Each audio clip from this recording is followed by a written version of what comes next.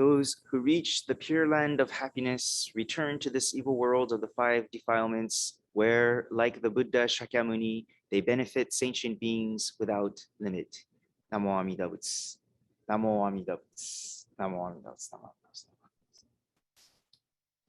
So I'm sorry about the condition of the internet. I'm not sure if I'm cutting in and out, but there's something going on here because I sometimes it stops partway through in the videos and stuff like that. So if you could just bear with me, I don't know what's going on with the internet today. Thank you very much. So I'd like to continue on with the adult message today. I know that it's Super Bowl Sunday, so I'll try to keep it short. And so, but I wanted to talk today about some things that I've been seeing kind of on the news. And lately, there's been a lot going on about this whole Russia-Ukraine incident problem, and we see that the U.S. is sending kind of equipment and even forces out to nearby areas to maintain support for Ukraine.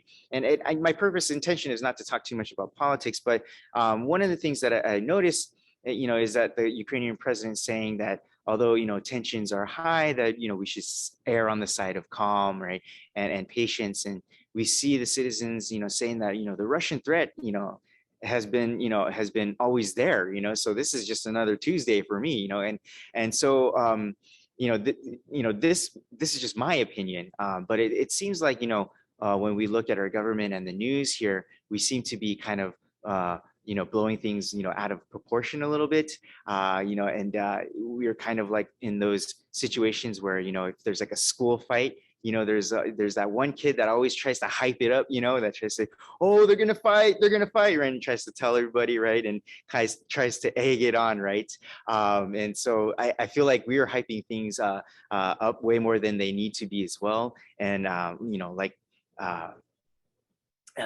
it's almost like we want to see a fight happen or take place because of all this COVID business that got us, kind of bored of life, right? And so we want to see some kind of excitement or something like that.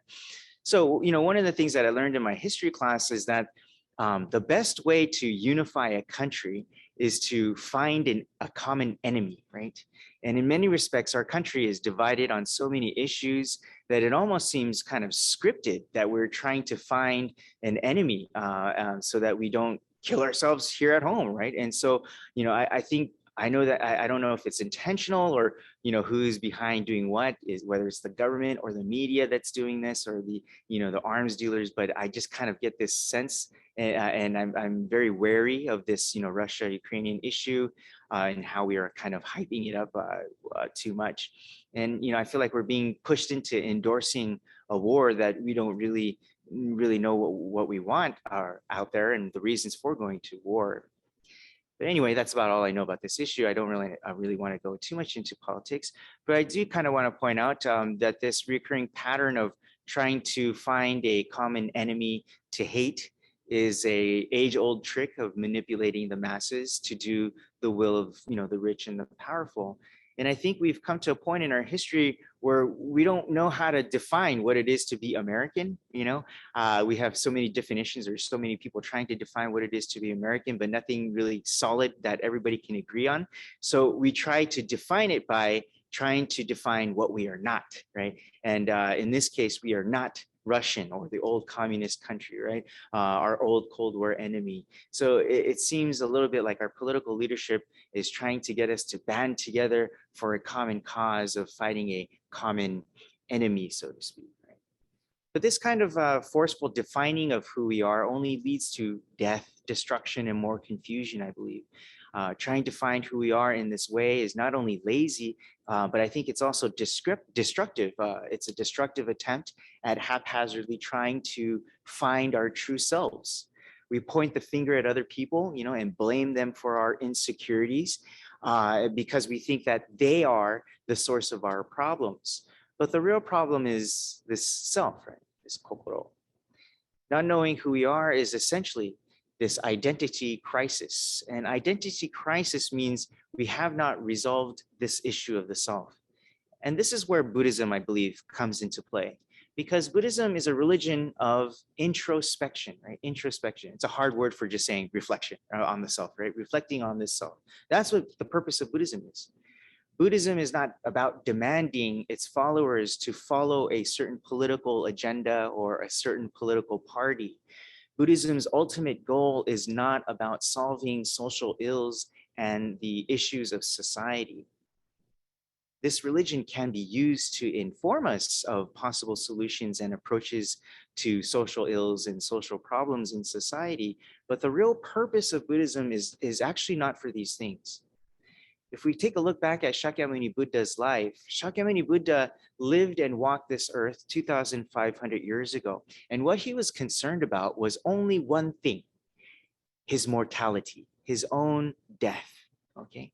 Buddhism is about resolving the issue of one's inevitable death, which essentially means the issue of suffering in general. Okay?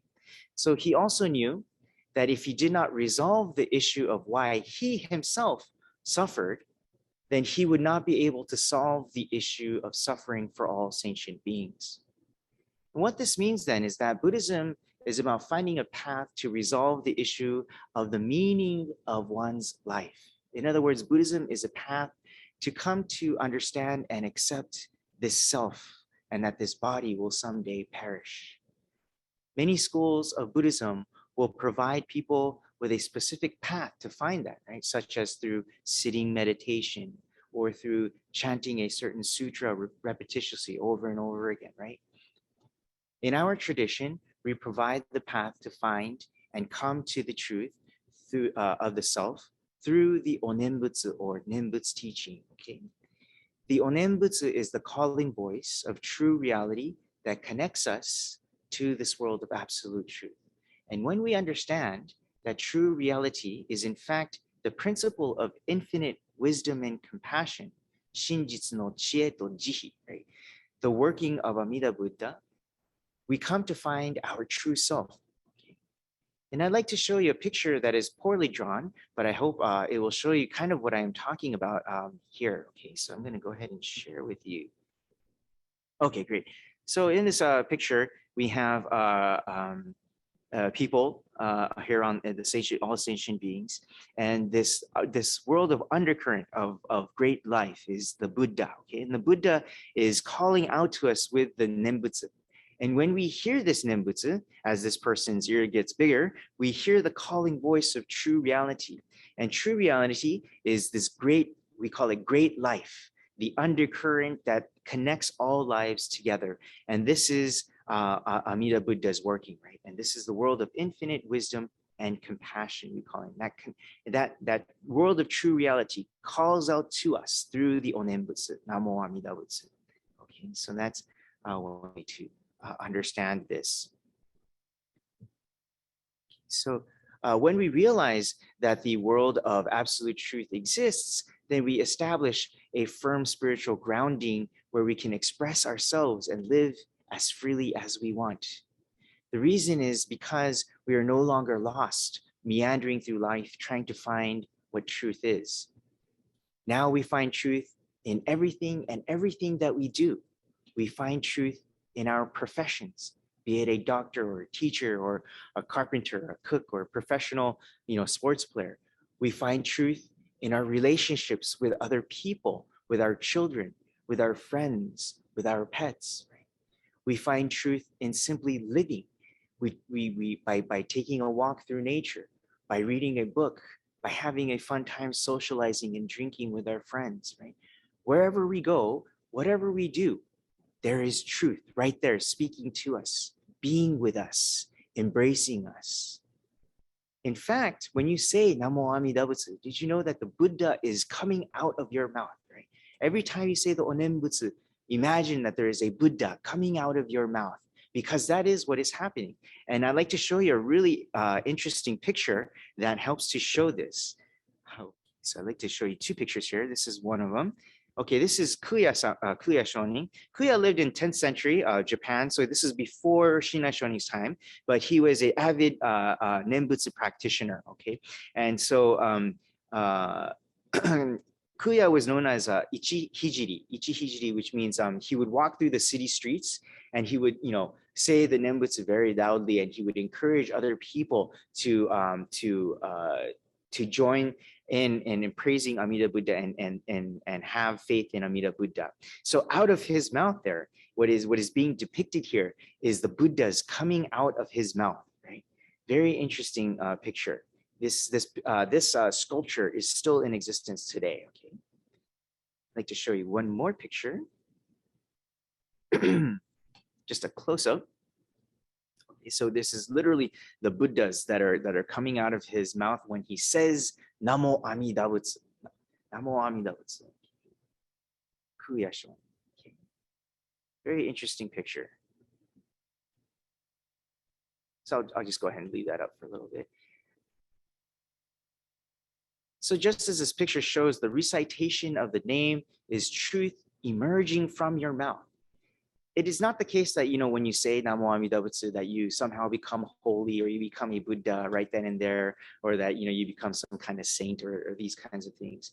But it means that a Bonbu, as an ordinary foolish person, truth emerges from our utterance of the name. This is the inconceivable working, we call it, of Amida Buddha's great wisdom and compassion. Simply put, it's truth emerging out of our mouths.